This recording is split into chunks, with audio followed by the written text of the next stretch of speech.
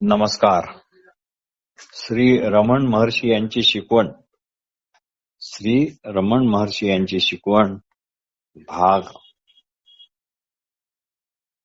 32 आणि talk with Raman Maharshi part 16 दिनांक 23/1/1937. एक अमेरिकन महिला श्रीमती जेनिंग्ज यांनी विचारले की परमात्म्याविषयीची असणारी दृढ श्रद्धा ही मी कोण आहे याच्या शोधापेक्षा श्रेष्ठ नाही काय? परमेश्वरावरील दृढ श्रद्धा मला विधायक वाटते आणि तुमची ही शोधाची भूमिका मला निषेधात्मक वाटते. या शोधाच्या भूमिकेत अलगपणाची भावना आहे. महर्षी म्हणाले, मी सच्चिदानंद परब्रह्म आहे. या गोष्टीची पुष्टी तुम्हाला कोणापासून मिळेल त्यालाच शोधणे हे महत्वाचे आहे. यात विधायक निषेधात्मक असा काही प्रश्नच येत नाही. वस्तुतः विधायक निषेधक असे काही नाहीच प्रश्न. पण या शोधापेक्षा ध्यान करणे हे श्रेष्ठ नाही का? महर्षी म्हणाले, ध्यानात मानसिक आकृतीला जास्त महत्व असते, पण मी कोण आहे या शोधात आत्मनिष्ठता यालाच महत्व आहे. म्हणजे ध्यान पदार्थनिष्ठ आहे. सद्वस्तू काय सत्य आहे, बाकी सर्व मिथ्या. कारण मन, बुद्धी, अहंकार इत्यादी सर्व तुमच्याशिवाय म्हणजे तुमच्या असण्याशिवाय राहू शकत नाही. तुम्ही त्याच्या आधी आहात. त्याला प्रकाश देणारे प्रकाश पुंज आहात. प्रश्न. महिलांनी प्रश्न विचारला, तुमचा हा उपदेश काय पश्चिमी लोक समजू शकतील की काय?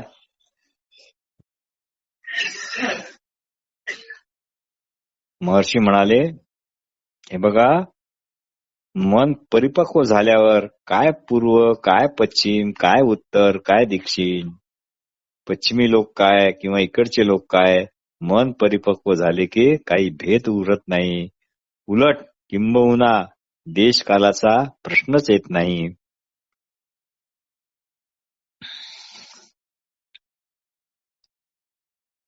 एका वेळी महर्षी म्हणाले होते, गरुडोहम भावनाद्वारा माणूस गरुड होत नाही हे खरे, पण त्याला सापाची भीती वाटत नाही हे मात्र निश्चित. एका वेळी महर्षी म्हणाले होते, गरुडोहम ही भावना जर केली तर माणूस गरुड होत नाही हे निश्चित, पण त्याला सापाची भीती वाटत नाही हे मात्र खरे. तसेच शिवोहम भावनेमुळे जीव शिव होता येत नाही खरे, पण त्यामुळे वृथा अहंकारामुळे होणारे विनाशकारी प्रभाव मात्र नष्ट होतात हे मात्र खरे. याच दिवसाच्या रात्री 11 वाजता गुंटूरहून ही अतिशय हृदय हेलकावणारी कथा आहे. अतिशय मार्मिक कथा आहे. पुत्रप्रेमामुळे एखादी व्यक्ती किती टोक गाठू शकते याचे हे उत्तम उदाहरण आहे. तर या दिवशी 23/1/1937 या दिवशी रात्री 11 वाजता गुंटूरहून म्हणजे आंध्र प्रदेश काही लोक आलेले आहेत. त्याच्यामध्ये एक मध्यम वयाची विलक्षण उदास चेहऱ्याची एक स्त्री आहे. तिच्या सोबत तिची वृद्ध आई व अजून 1-2 असे पुरुष माणसे आहेत. सकाळी ते महर्षींना भेटले. ती स्त्री म्हणाली, जी अतिशय दुःखी कष्टी दिसत होती, ती म्हणाली, जेव्हा मी गर्भवती होते तेव्हा माझ्या पतीचे निधन झाले. जेव्हा मी गर्भवती होते तेव्हा माझ्या पतीचे निधन झाले. आणि नंतर काही महिन्यांनी मला हा पुत्र झाला. पण 5 वर्षाचा झाला तेव्हा त्या माझ्या मुलाला पक्षाघात झाला आणि 4 वर्षे झाली आज तो सतत पूर्णतः लुळापांगळा होऊन शय्याग्रस्त आहे. या अवस्थेत तो अजून 2-4 वर्ष राहिला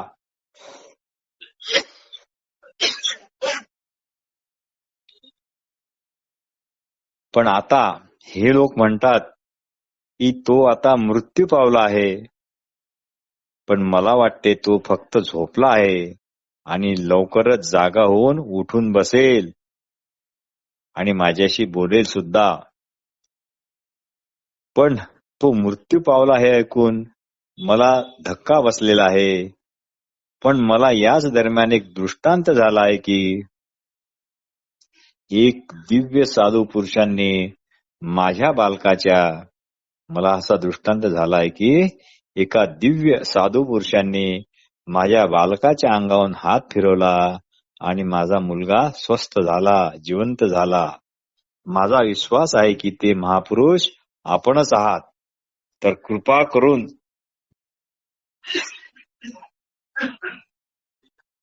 करून आपण माझ्या मुलांच्या शरीरावरून दयेचा हात फिरवा, म्हणजे तो स्वस्थ होईल आणि जिवंतही होईल.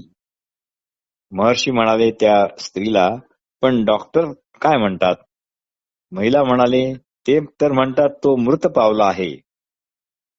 पण त्या डॉक्टर लोकांना याच्यातले काहीच समजत नाही. मी माझ्या मुलाला गुंटूरून इथे आणले आहे. तिथे उपस्थित असलेला एक आश्रमवासी होता. तो म्हणाला, काय तुम्ही त्याचे शव इथे आणले आहे? ती बाई म्हणाली, होय. अहो, ते शव आणण्याकरता मी जास्तीचे भाडे दिले. प्रति मैल 8 रुपये. एकूण माझे असे 150 रुपये देऊन एखाद्या लगेज सारखे, एखाद्या सामानासारखे त्याला मी इथे आणले आहे. तर महर्षी तुम्ही कृपा करून त्याला स्पर्श करा, त्याला स्वस्थ करा, त्याला जिवंत करा. इथे आणू का मी त्याला तुमच्या समोर? सर्व आश्रमवासीय एकदम थक्क झाले आणि त्यांनी या गोष्टीला विरोध केला. आणि चौकशी अंती असे कळले की तो गुंटूरलाच मृत पावला होता, पण त्याची आई हे मान्यच करत नव्हती. शेवटी तिला सर्व लोकांनी समजावून सांगितले. समजावून सांगता सांगता ते सगळं थकले. ती तिचा हेका सोडायला तयार नव्हती. महर्षींनी पण तिला समजावून सांगितले आणि शेवटी दुपारी ती आपला मुलगा मृत झाला आहे हे स्वीकारण्याला तयार झाली. आणि मग संध्याकाळच्या वेळेला, दुपारच्या वेळेला त्या शवाची दाहक्रिया तिरुवण्णामलईलाच करण्यात आली.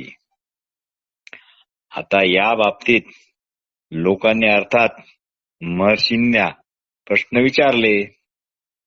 तर महर्षी म्हणाले, काही संतांच्या जीवनात अशा घटना आहेत, काही संतांच्या जीवनात अशा घटना आहेत, पण ते पण सर्वांना असे जिवंत करत काही फिरत बसत नाही. नाहीतर न मृत्यू न स्मशान. आणि एक जण मात्र म्हणाला, पण त्या माऊलीचा विश्वास अत्यंत अलौकिक असा म्हणावा लागेल. महर्षी लगेच म्हणाले, हो, तुमचे म्हणणे बरोबर आहे, पण आई आणि बालक दोन्ही सत्य नाहीत. पण आई आणि बालक दोन्ही सत्य नाहीत. असो, प्रश्न. गीतेत म्हटले आहे की देह व आत्मा वेगवेगळे आहेत. तर देह व आत्मा अलग अलग आहेत, वेगवेगळे आहेत. तर जर हात तोडला तर त्याचे आपल्याला काही वाटायला नको. मग महर्षी म्हणाले, म्हणजे हात तोडण्याची वेदना न होणे म्हणजे आत्मज्ञान असेच तुम्हाला म्हणायचे आहे का? प्रश्न, हो हो हो, अगदी तसेच. महर्षी म्हणाले, पण कधी कधी शस्त्रक्रिया करताना आपल्याला बेहोश करतात, त्यावेळी रोगी आत्मज्ञानाला प्राप्त झाला असेच आपल्याला म्हणावे लागेल. वेदना हो अथवा न हो, ज्ञानी माणसाचा बोध त्यावर अवलंबून नसतो. म्हणजे वेदना होतच नाहीत असे नाही. आत्माकार रुतलेला वेदनेचे अथवा न वेदनेचे काहीही सोयरसुतूक नसते. काहीही सोयरसुतूक नसते.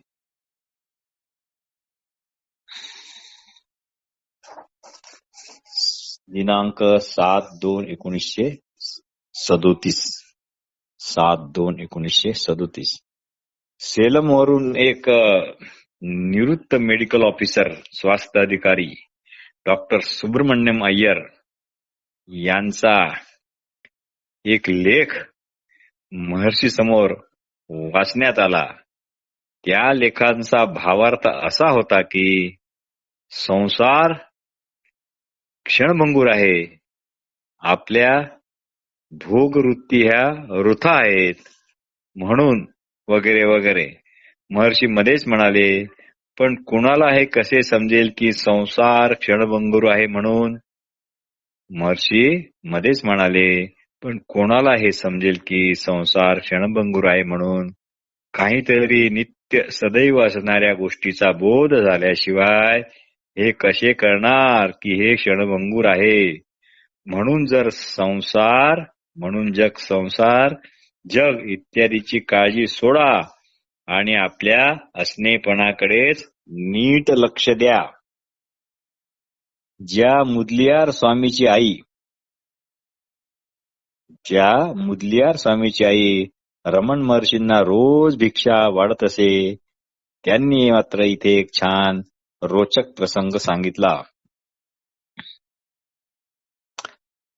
त्यावेळी स्कंदाश्रमाचे काम चालू होते. या जागेच्या मागे एक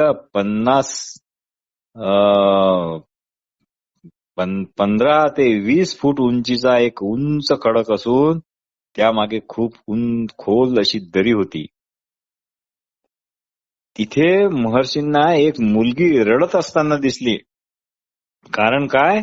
तिची बकरी तिथल्या खोल दरीत पडली होती. ती इतकी खाली होती की ती वरून दिसत पण नव्हती.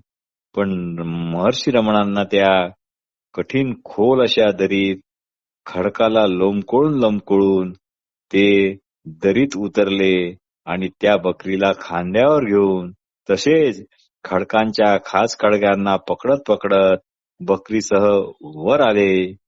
हे साहसिक कृत्य अत्यंत असाधारण असे होते आणि ऐकणारे बसणारे तिथे जे लोक होते ते चकित झाले. ही गोष्ट कोणी सांगितली?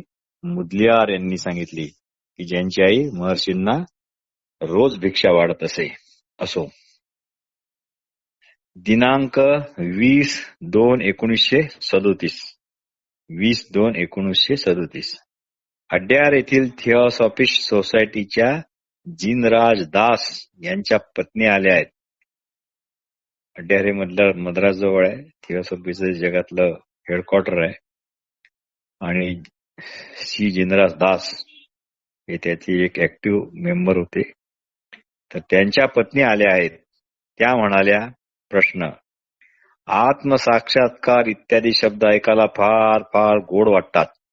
आत्मसाक्षात्कार इत्यादी शब्द ऐकायला फार गोड वाटतात, पण ते व्यवहारात आणणे खूप खूप कठीण आहे असे तुम्हाला वाटत नाही का? महर्षी म्हणाले, अहो, पण यापेक्षा कोणती गोष्ट सरळ आणि सोपी आहे हे तुम्ही सांगा बरे. जी गोष्ट सगळ्यात जवळची आहे हे जर तुम्हाला समजत नसेल तर दूरची तुमच्या पृथक गोष्ट अशी जी आहे ती तर समजणे महाकठीणच झाले म्हणायचे. प्रश्न: पण आत्मसाक्षात्कार इत्यादी सर्व भ्रामक कल्पना आहेत. पण आत्मसाक्षात्कार इत्यादी सर्व भ्रामक कल्पना आहेत. ती स्थायी नाही, ती स्थिती टिकत नाही. महर्षी म्हणाले, तुमचे असणे कधीही भ्रामक राहू शकत नाही. तुमचे असणे कधीच भ्रामक राहू शकत नाही, ते सदैव आहे. पण जर आत्मबोध येत असेल व जात असेल तर तो आत्मबोधच नाही.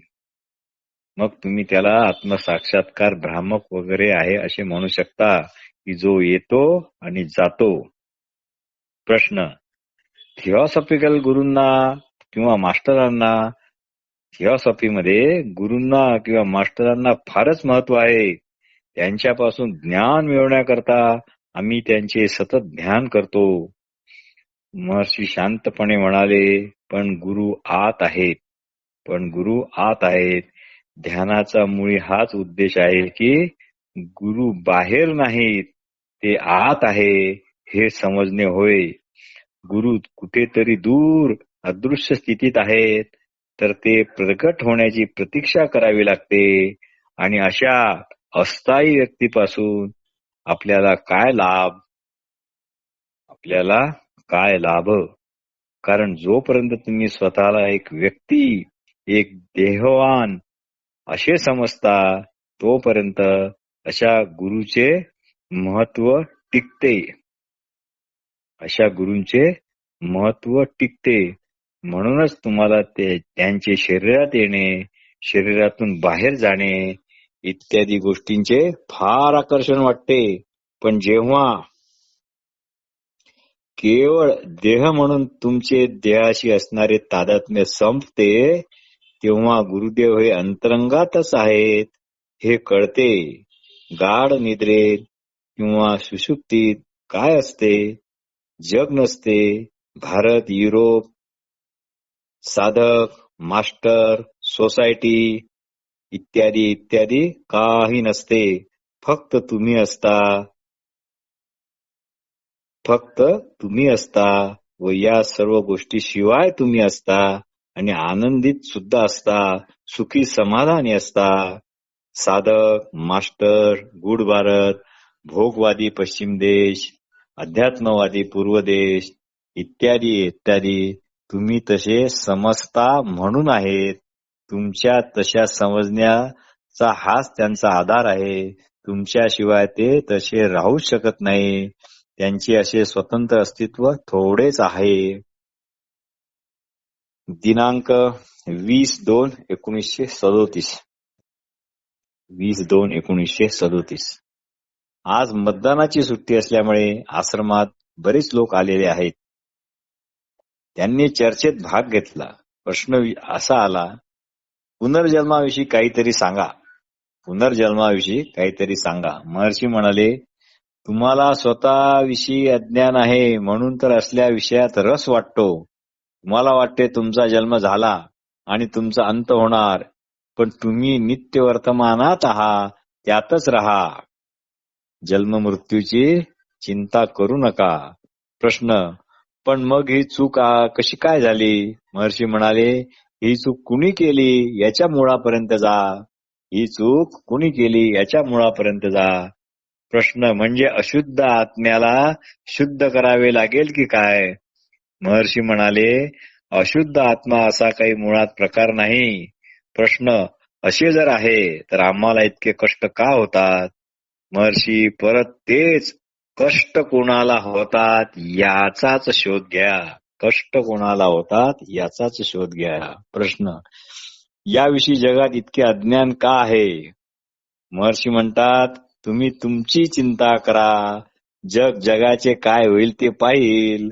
कारण जर तुम्ही मुळाकडे लक्ष न देता स्वतःला देहच समजत असाल व माझा देह समजत असाल व तुझा माझा या द्वैतात राहाल, तर तुम्हीच जग केले आहे असे होईल. अन्यथा जग थोडीच तुम्हाला येऊन सांगते काय की हे पहा, मी जग इथे आहे बरं का, माझ्याकडे लक्ष ठेवा जरा. प्रश्न, अविद्या आहे काय? महर्षी म्हणाले, अविद्या कुणा करता आहे हे शोधा. अविद्या कुणा करता आहे हे शोधा. किंवा अविद्या आहे का हा प्रश्न कोण विचारतो याच्याकडे शोध घ्या. प्रश्न, कुणा करता म्हणजे अशुद्ध आत्म्या करता. महर्षी म्हणाले, मग प्रथम अशुद्ध आत्मा कोणाचा याचा शोध घ्या. मग प्रथम अशुद्ध आत्मा कोणाचा याचा शोध घ्या. वास्तविक विद्या नाही, अविद्या नाही. प्रश्न, मग अहंकाराचा उदय कसा झाला? महर्षी म्हणाले, अहंकार अशी स्वतंत्र व वेगळी काही निराळी गोष्ट नाही. जर तुम्ही व तुमचा अहंकार असे म्हणत असाल तर तुम्हाला दोन आत्मे स्वीकारावे लागतील.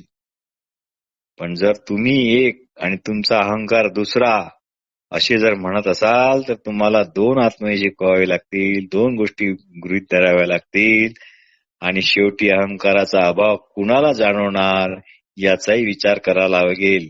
तात्पर्य अहंकार अविद्या मुळीच नाही, फक्त भ्रम आहे. आणि भ्रम आहे हे लक्षात येताच तो संपतो. त्याला स्वतंत्रशी सत्ता नाही. ज्यामुळे आपण आपला केवळ शुद्ध असलेपणा लक्षात न घेता मी अमुक अमुक इत्यादी समजतो, तोच भ्रम होय. सारांश, आपण जसे आहोत तसे स्वतःला समजत नाही. गाढ निद्रेत, सुषुप्तावस्थेत आपण देह भावाशिवायही असतो, तसे जागृत अवस्थेत राहण्यास आपल्याला काय अडचण आहे?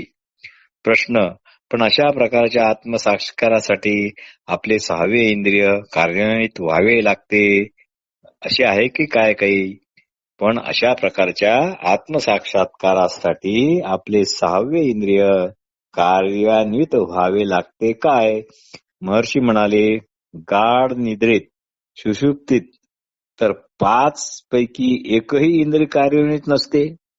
गाढ निद्रेत या 5 पैकी एकही इंद्रिय क्रियाशील नसते. प्रश्न, याचं उत्तर काही दिलं नाही प्रश्न करताना. अनुग्रह साधकाला शीघ्रतेने योग्यता आणून देतो काय? अनुग्रह साधकाला शीघ्रतेने योग्यता आणून देतो काय? महर्षी म्हणाले, हे अनुग्रहावर सोडून द्या, प्रथम संपूर्ण समर्पण करा. भक्त म्हणाले, अशा समर्पणानंतर मनाचा प्रवाह बदलतो काय किंवा तो कसा असतो? महर्षी म्हणाले, हा प्रश्न समर्पित झालेले मन विचारित आहे का? हा प्रश्न संपूर्ण समर्पण झालेले मन विचारित आहे का? हास्याचा एकच कल्लोळ उठला. दिनांक 24/4/1937. 24/4/1937. आश्रमात राहणारे एक विदेशी पाहुणे श्री कोहन हे एक थिओसॉफिकल सोसायटीने प्रकाशित केलेले निर्वाण नावाचे पुस्तक वाचत आहे. श्री कोहन हे थिओसॉफिकल सोसायटीने प्रकाशित केलेले निर्वाण नावाचे एक इंग्रजी पुस्तक वाचत आहे. त्यात लेखक म्हणतो की ते रोज रात्री स्वप्नावस्थेत त्यांच्या मास्टरांना भेटतात. नंतर ते त्यांना अद्भुत अशा प्रकाश सागरात ज्योतिर्मयतेचे दर्शन घडवितात. यालाच ते निर्वाण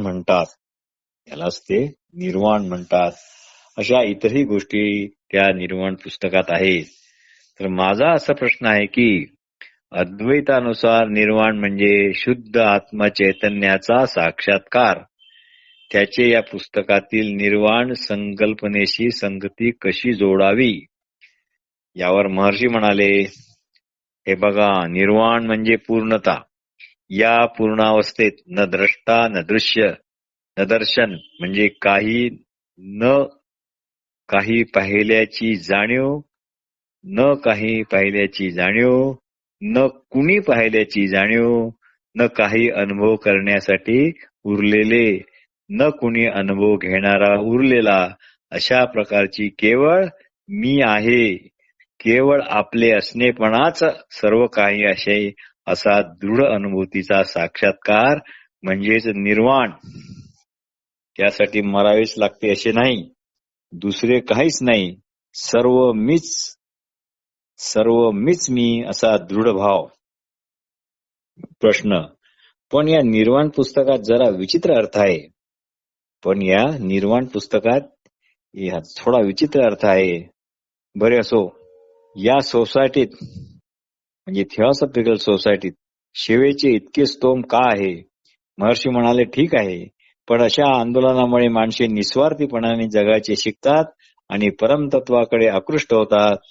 त्या अर्थाने सेवा, प्रार्थना, जप हे केव्हाही चांगलेच म्हणावे लागेल. प्रश्न, सहज समाधीच्या अगोदर आपली देहचेतना लोप पावते किंवा सहज समाधीच्या अगोदर आपली देहचेतना लोप करणे हे जरुरीचे आहे काय?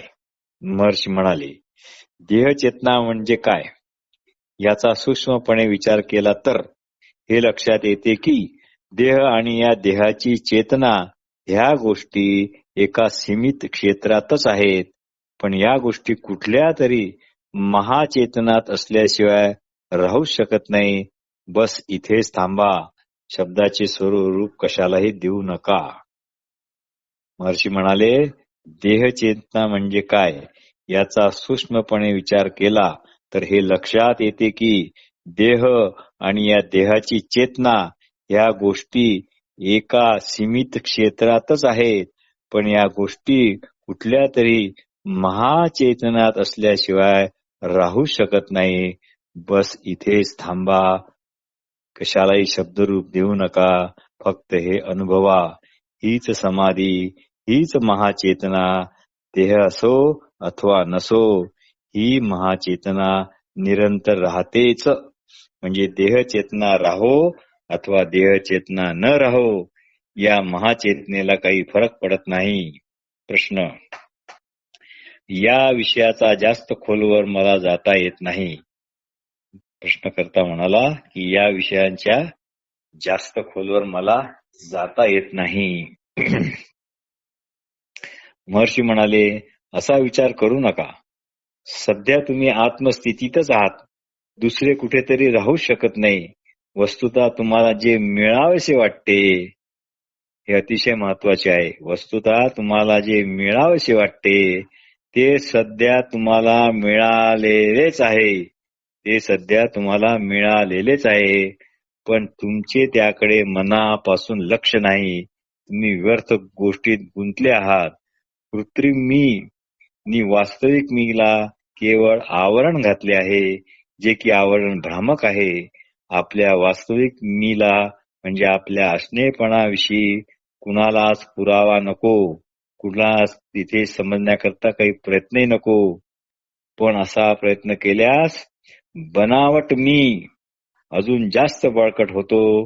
हे तुम्ही पक्के लक्षात ठेवा. नमस्कार.